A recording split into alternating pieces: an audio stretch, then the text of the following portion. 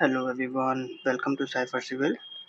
I hope you all are doing good और मैं उम्मीद करता हूँ कि आप बहुत एंजॉय कर रहे होंगे और पढ़ाई लिखाई बहुत अच्छी चल रही होगी क्योंकि पढ़ाई ज़्यादा ज़रूरी है ना अभी के लिए। हमने लास्ट सेशन में गवर्नर को कंक्लूड कर लिया है पूरी तरीके से। अब हम मूव ऑन करेंगे चीफ मिनिस्टर और काउंसिल ऑफ मिनिस्टर की तरफ। अच्छा, जब हम यूनियन का एग्जीक्यूटिव पढ़ते हैं ना तो साथ साथ हम प्राइम मिनिस्टर और यूनियन के काउंसिल ऑफ मिनिस्टर को बहुत अच्छी तरह से पढ़ते हैं। तो समझ लीजिए ना, सारी चीज़ें जो चीफ मिनिस्टर और काउंसिल ऑफ मिनिस्टर की होती है ना, स्टेट का काउंसिल ऑफ मिनिस्टर, वो सब सेम होता है। बस हमारा फ़र्क होता है आर्टिकल्स वगैरह का और छोटे-मोटे चेंजेस होते हैं। अब वो क्या चेंजेस होते हैं तो आइए देख लेते हैं।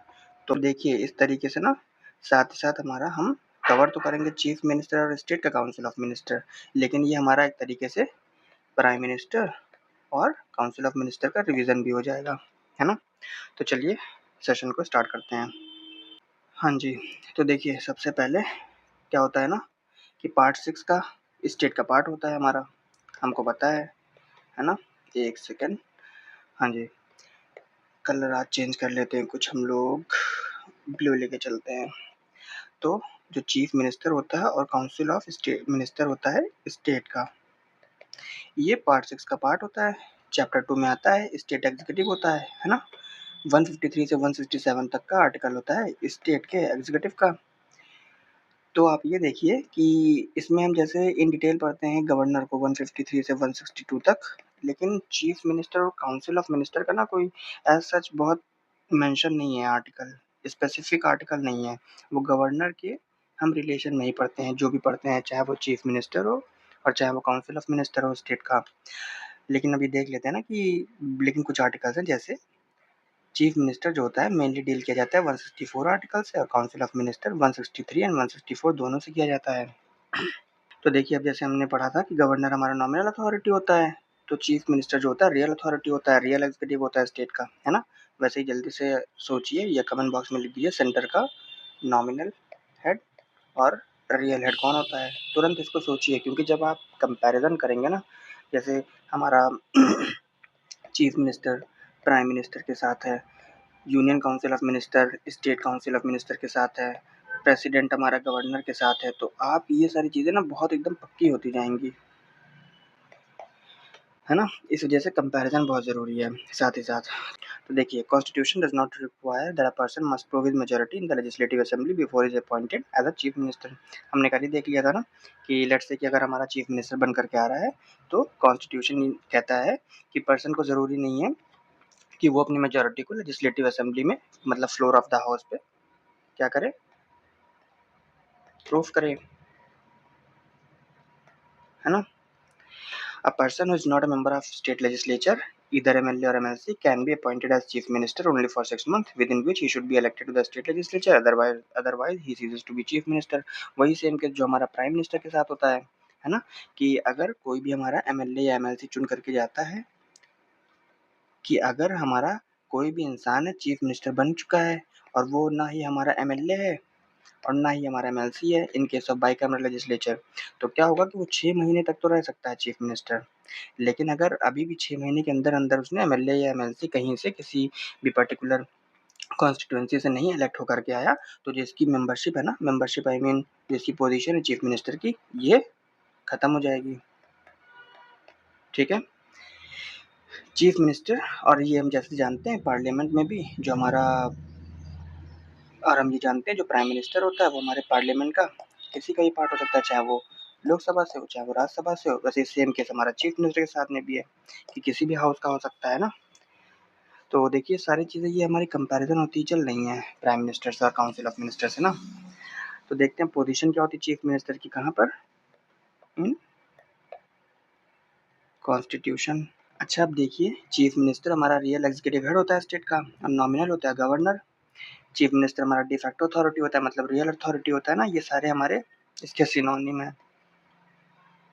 ठीक है, अब चीफ मिनिस्टर को ऑफन, ये हमारी इंपॉर्टेंट लाइन होती है, एक बार पीवाईक्यू में पूछा जा चुका है कि कौन होता है की stone of the cabinet arc, कौन होता है चीफ मिनिस्टर। अगर ऑप्शन में प्राइम मिनिस्टर है तो प्राइम मिनिस्टर भी हो जाएगा, वैसे इन दोनों में से कोई ना कोई एक ही होगा। ठीक है, कॉन्स्टिट्यूशनल प्रोविजन क्या होते हैं चीफ मिनिस्टर और काउंसिल ऑफ मिनिस्टर से रिलेटेड। देखिए, कुछ प्रोविज़न्स हमारे डील करते हैं चीफ मिनिस्टर और काउंसिल ऑफ मिनिस्टर्स के साथ में, लेकिन जो मेन आर्टिकल होता है, जैसे मैंने आपको बताया 164 डील करता है चीफ मिनिस्टर के साथ और काउंसिल ऑफ मिनिस्टर के साथ 163 एंड 164 दोनों डील करता है। अब ये सारा रिवीजन न्यू हमने कल पढ़ा हुआ है 163 आर्टिकल क्या होता है ना, जो भी हमारे गवर्नर से रिलेटेड ही था, क्योंकि यहाँ पर गवर्नर जब एग्जीक्यूटिव हेड होता है ना, तो वो सारा ही काम हमारा चीफ मिनिस्टर के थ्रू ही करता है, उसकी एडवाइस पे ही करता है, तो सब इंटर रिलेटेड होते हैं एक दूसरे से। 163 और 163 क्लॉज 1 आर्टिकल कहता है कि काउंसिल ऑफ मिनिस्टर जो होगा वो हमेशा headed by chief minister aid और एडवाइस करेगा गवर्नर को, और गवर्नर फिर एक्ट करेगा उस एडवाइस के अकॉर्डिंग। लेकिन तब तक ही वो एड और एडवाइस पे काम करेगा जब तक उसका मन चाहे, और जब उसका उसका मतलब गवर्नर का मन करने लग जाएगा या मुझे खुद से काम करना चाहिए, तो वो अपने डिस्क्रिप्शन पे करेगा, तब वो एड और एडवाइस नहीं लेगा council of minister headed by chief minister की, है ना। 163 क्लॉज 2 आर्टिकल कहता है कि अगर कोई क्वेश्चन अराइज होता है कि पर्टिकुलर कोई हमारी पावर है लेट्स से, तो क्या वो डिस्क्रिशनरी पावर के अंदर आती है गवर्नर के कि नहीं आती है, तो इसका भी डिसीजन कौन करेगा, ये गवर्नर खुद ही करेगा, ठीक है। और ये फिर हमारा कोर्ट में भी चैलेंज नहीं होता है अंडर आर्टिकल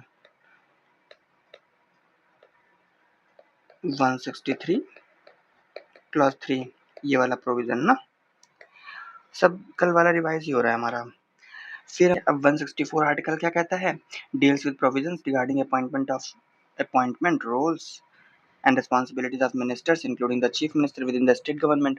मतलब सिंपल से ये ना कि जो भी हमारे काउंसिल ऑफ मिनिस्टर होते हैं या चीफ मिनिस्टर होता है, उनके अपॉइंटमेंट से रिलेटेड उनके टेन्योर, उनकी रिस्पॉन्सिबिलिटी क्या होगी, जैसे कलेक्टिव और इंडिविजुअल रिस्पॉन्सिबिलिटी होती है ना, अभी हम आगे पढ़ने वाले हैं, तो उन सारे चीज़ों से रिलेटेड जो रूल्स होते हैं वो इसी आर्टिकल में लिखे हुए हैं 164 में, है ना।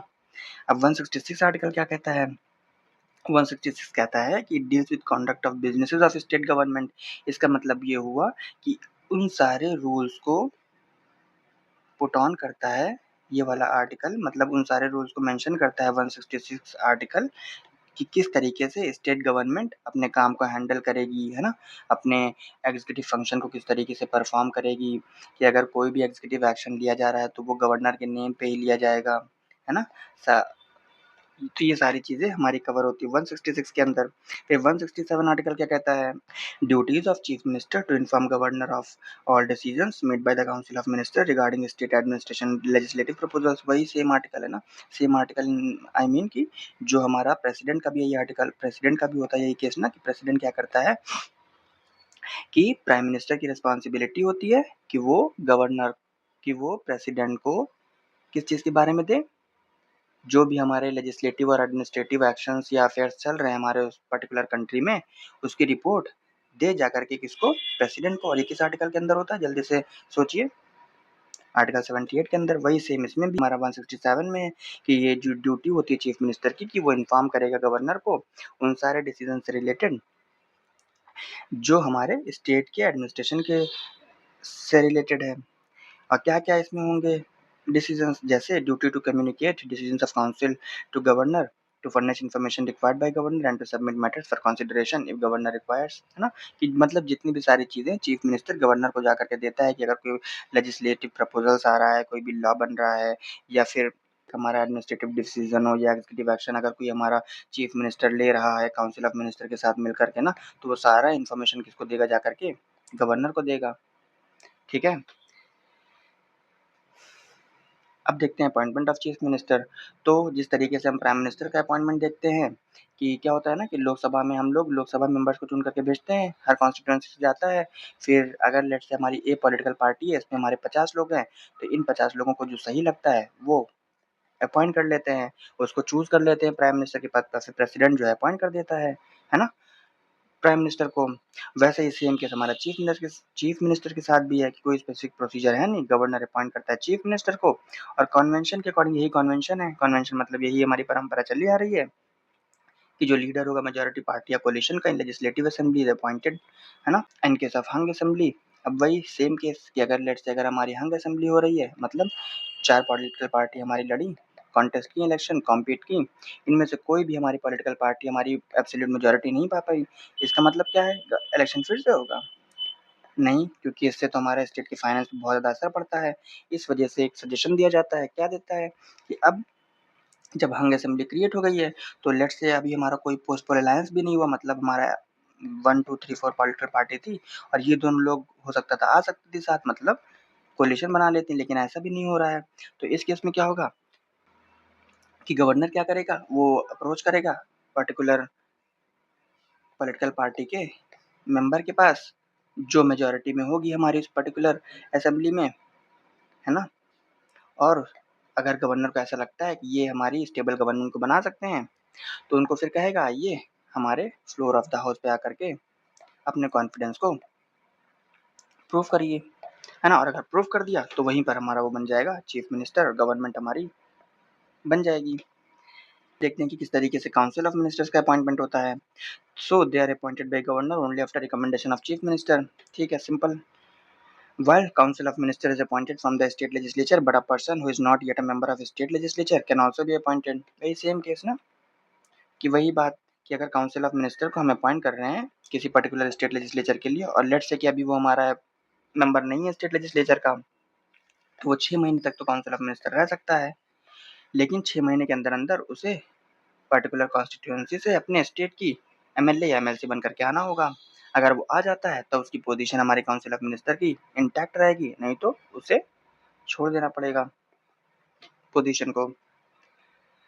अब देखते हैं चीफ मिनिस्टर और काउंसिल ऑफ मिनिस्टर की क्वालिफिकेशन के बारे में कि क्या क्वालिफिकेशन होती है। पहली बात तो सिटीजन होना चाहिए इंडिया का, 25 ईयर्स ऑफ एज होनी चाहिए, है ना।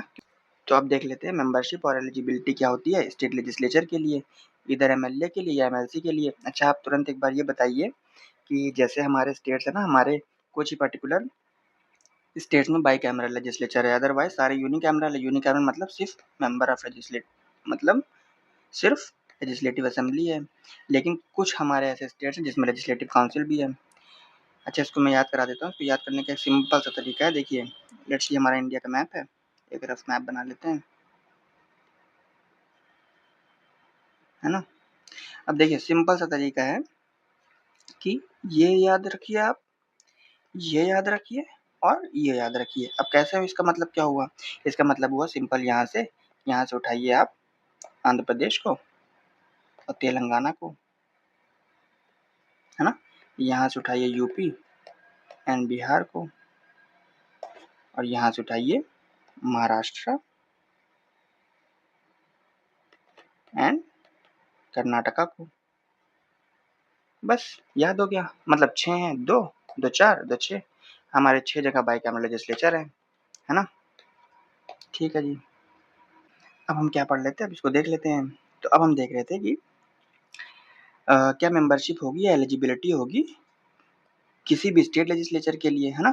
तो देखिए, मस्ट बी एमएलए और एमएलसी ऑफ स्टेट। पहली बात तो अगर किसी को चीफ मिनिस्टर बनना है तो या तो वो एमएलए हो या तो वो एमएलसी हो, तभी वो चीफ मिनिस्टर बन सकता है। लेकिन लेट्स से कि जब उसका अपॉइंटमेंट हुआ किसी पर्टिकुलर इंसान का चीफ मिनिस्टर की पोजीशन पे और वो उस वक्त क्या हो रहा है ना कि हमारा एमएलए और एमएलसी नहीं है, तो उस वक्त तो हमारा अपॉइंट होकर के आ जाएगा चीफ मिनिस्टर की तरह पोजीशन पे, है ना। लेकिन वो 6 महीने तक ही रहेगा हमारा चीफ मिनिस्टर।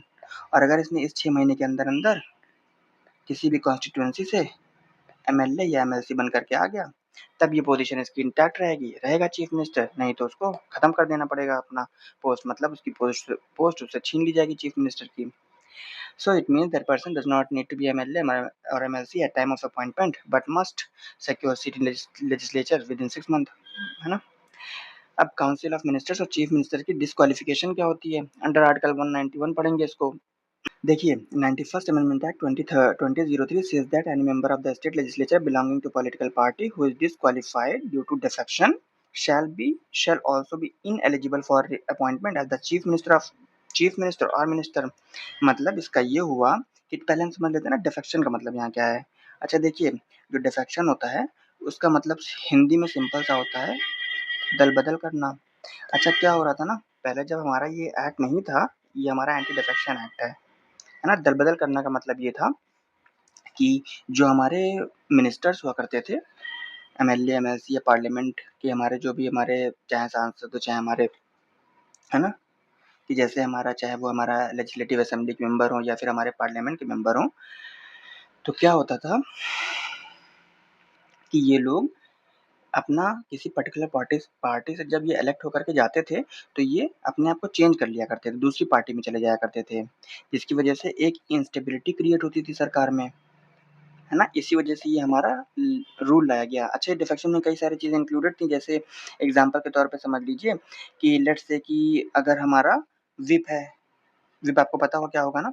अगर व्हिप ने डायरेक्शन दिया कि पर्टिकुलर हमारे पार्टी के लिए हमें वोटिंग पे हाँ कहना है या ना कहना है। लेट्स से उसने कहा कि हमें हाँ कहना है, किसी लेट्स से हमारा स्टेट लेजिस्लेटिव असेंबली में या हमारे लेजिस्लेचर में एक हो रही है, किसी भी चीज़ पे बात हो रही है और उस पे हमें वोटिंग की जानी है। तो व्हिप का आदेश है कि हाँ होना चाहिए, लेकिन अगर उसने ना कर दिया तो मतलब इसने डिफेक्शन कर दिया, ठीक है? तो इस हिसाब से ये डिस्क्वालीफाई कर दिया जाएगा। इसकी जो पोस्ट होगी, चाहे वो एमएलए हो, चाहे एमएलसी हो, वो खत्म कर दी जाएगी, है ना? एक कंडीशन और ये है ना कि लेट्स से हमारा कोई इंडिपेंडेंट कैंडिडेट है, इलेक्शन किसी भी हमारे कॉन्स्टिट्यूएंसी से लड़ा और जा करके जीत करके पहुँच गया हमारा स्टेट लेजिस्लेचर में, तो अब वो क्या होता है कि अब वो ज्वाइन कर लेता है किसी पॉलिटिकल पार्टी को तुरंत। अभी वो इंडिपेंडेंट कैंडिडेट की तरह लड़ा, लेकिन अब पॉलिटिकल पार्टी ज्वाइन कर दिया। इस केस में भी इसको भी डिफेक्शन बोलते हैं।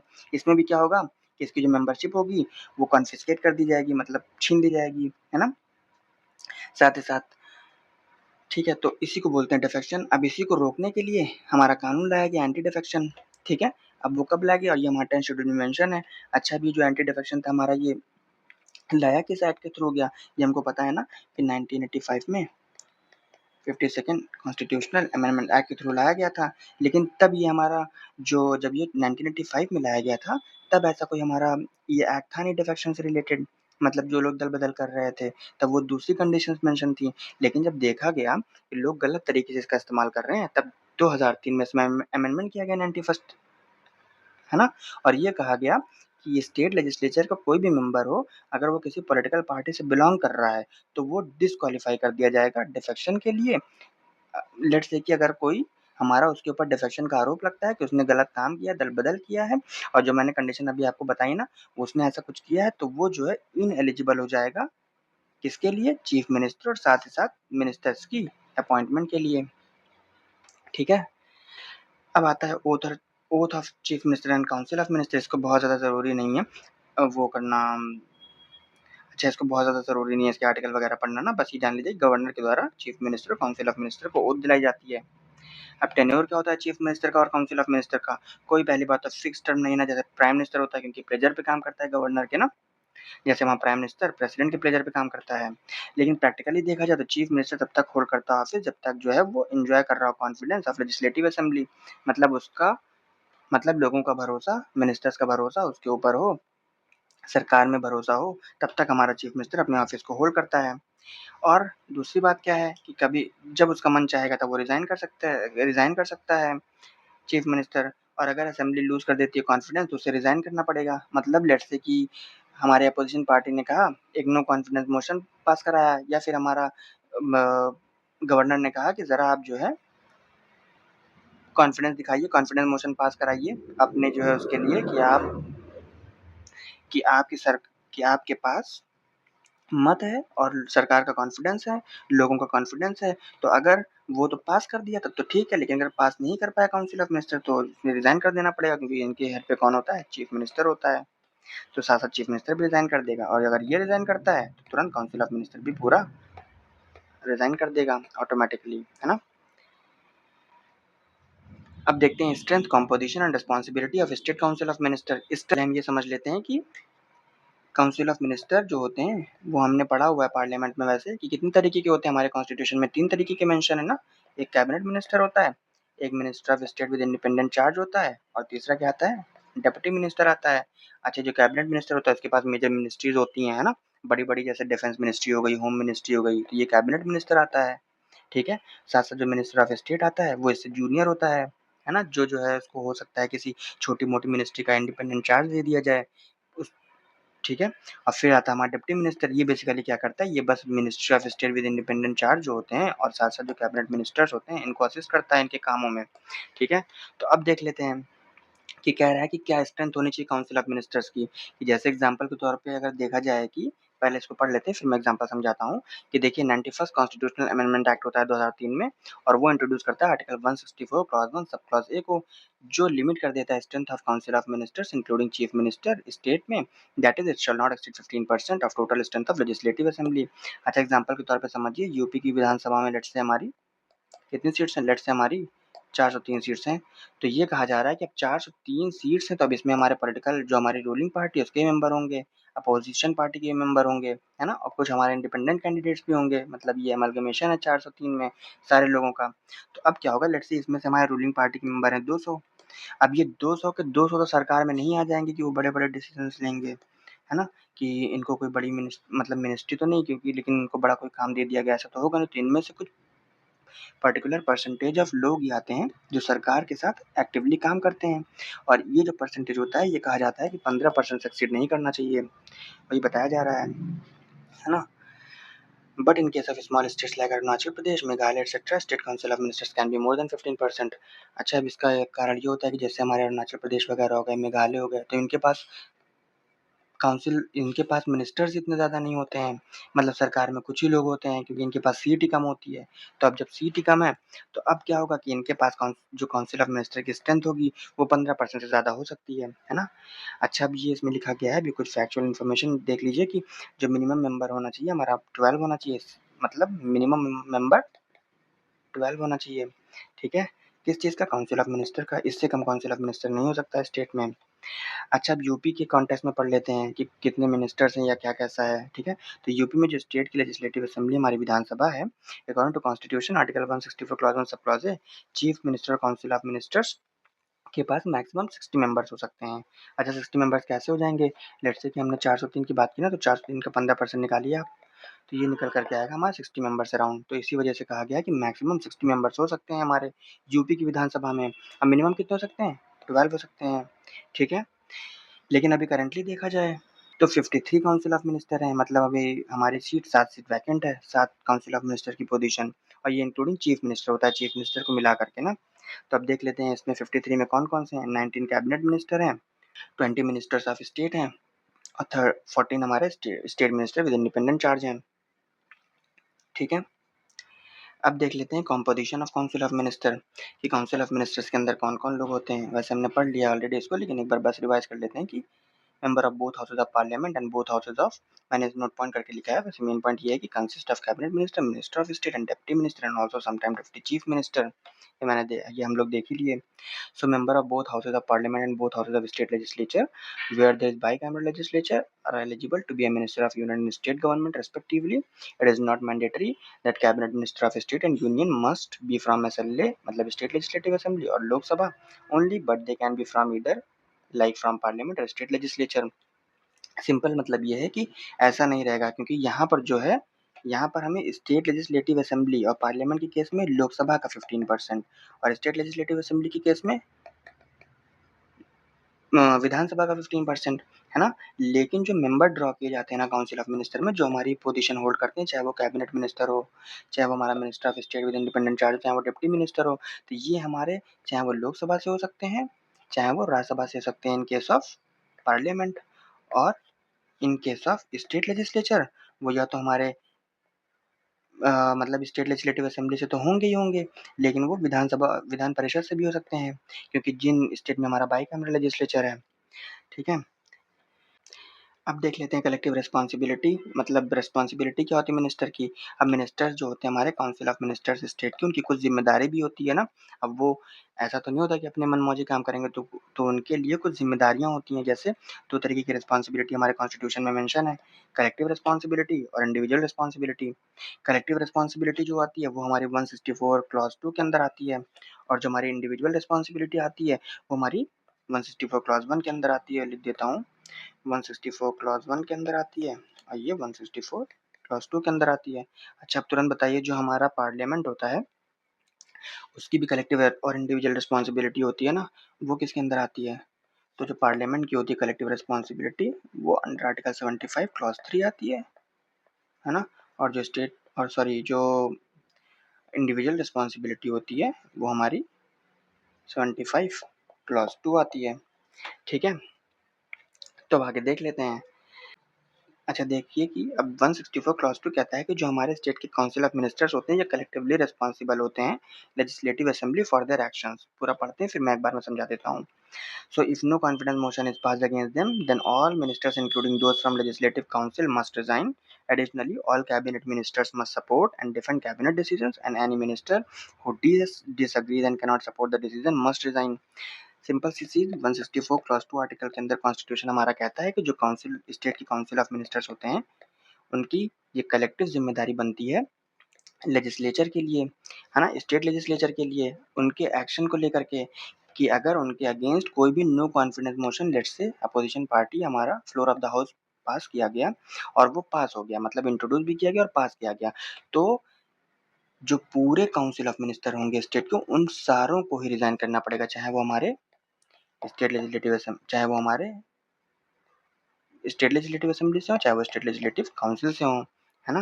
साथ ही साथ अगर कैबिनेट मिनिस्टर ने कहा स्टेट के कि आप लोगों को इस पर्टिकुलर कोई पॉलिसी लाई गई है गवर्नमेंट के द्वारा तो आपको सपोर्ट करना है इस पॉलिसी को, और लेट्स से वो पर्टिकुलर हमारा जो काउंसिल ऑफ मिनिस्टर है वो हमारा डिसएग्री कर रहा है ना, और सपोर्ट नहीं कर रहा है इस डिसीजन को, सपोर्ट नहीं कर रहा है जो कैबिनेट मिनिस्टर ने कहा, तो उसे रिजाइन कर देना चाहिए, ये इस पॉइंट में लिखा है।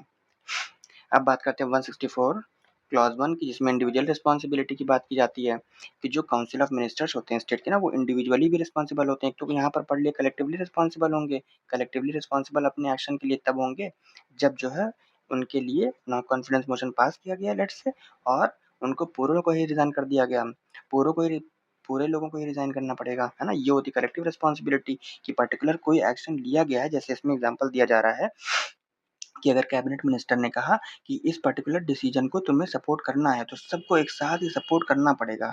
अगर ऐसा हुआ कि किसी पर्टिकुलर इंसान ने नहीं किया तो वो भैया चला जाए, उसके लिए रास्ता खुला हुआ है बाहर जाने का, है ना। फिर अब इंडिविजुअल रिस्पॉन्सिबिलिटी देखते हैं, जैसा कि अब ये इंडिविजुअली भी रिस्पॉन्सिबल होते हैं, किसके लिए, गवर्नर के लिए, चाहे वो चीफ मिनिस्टर हो चाहे काउंसिल ऑफ मिनिस्टर हो, और क्योंकि हम जानते भी हैं कि जो चीफ मिनिस्टर होता है या council of minister pleasure of governor पे ही हमारा सीट को ऑक्यूपाई करके रखता है। अब जो गवर्नर होता है वो रिमूव कर देगा काउंसिल ऑफ मिनिस्टर को, लेकिन सिर्फ चीफ मिनिस्टर की एडवाइस पे। साथ ही साथ अगर काउंसिल ऑफ मिनिस्टर की जो परफॉर्मेंस होगी वो अनसेटिस्फैक्ट्री होगी, अनसेटिस्फैक्ट्री का मतलब क्या समझाते हैं, then chief minister can either ask for the resignation और recommend dismissal to the government, कि let's say council of minister है और उसने अच्छे तरीके से काम नहीं किया जिस चीज़ के लिए उसको कहा गया और उसने अच्छे तरीके से परफॉर्म नहीं किया और चीफ मिनिस्टर उससे सेटिस्फाई नहीं है, तो वो सीधे सीधे गवर्नर को आदेश दे देगा, एडवाइस करेगा कि इसको ऐसा करिए, रिमूव कर दीजिए।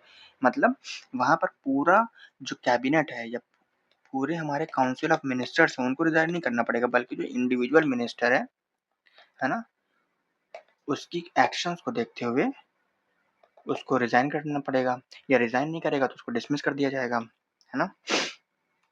अब देख लेते हैं कि पावर और फंक्शंस क्या होती है चीफ मिनिस्टर की इन रिलेशन टू गवर्नर, मतलब जो हमारा चीफ मिनिस्टर है हमारे स्टेट का उसकी पावर्स और उसकी फंक्शन क्या क्या है गवर्नर से रिगार्डिंग। तो चीफ मिनिस्टर पहली बात तो अपॉइंट किया जाता है गवर्नर के द्वारा, और अदर मिनिस्टर्स भी अपॉइंट किए जाते हैं गवर्नर के द्वारा, लेकिन किसकी एडवाइस पे होते हैं, चीफ मिनिस्टर की एडवाइस पे होते हैं। तो गवर्नर होता है अपॉइंट करता है only those recommended by the chief minister, और गवर्नर ऐसा नहीं चाहेगा कि अपने मन से किसी भी स्टेट के काउंसिल ऑफ मिनिस्टर को अपॉइंट कर दे, बल्कि चीफ मिनिस्टर जिसे इसको एडवाइस करेगा उसको करेगा, है ना। Chief minister acts as a vital link between governor and state legislature. Chief minister informs the governor about the administration of state, हमने भी पढ़ा था ना आर्टिकल 166 में कि ये चीफ मिनिस्टर की जिम्मेदारी होती है कि वो स्टेट के डे टू डे एडमिनिस्ट्रेशन को रिपोर्ट करेगा गवर्नर को कि सब कुछ बढ़िया चल रहा है। He is the principal channel of communication between governor and council of minister, कौन, चीफ मिनिस्टर।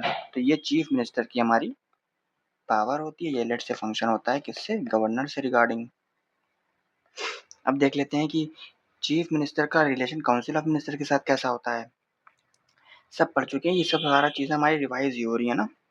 तो देखिए गवर्नर अपॉइंट करता है उन्हीं लोगों को मिनिस्टर के तरीके जिसको चीफ मिनिस्टर के द्वारा रिकमेंड किया गया होगा।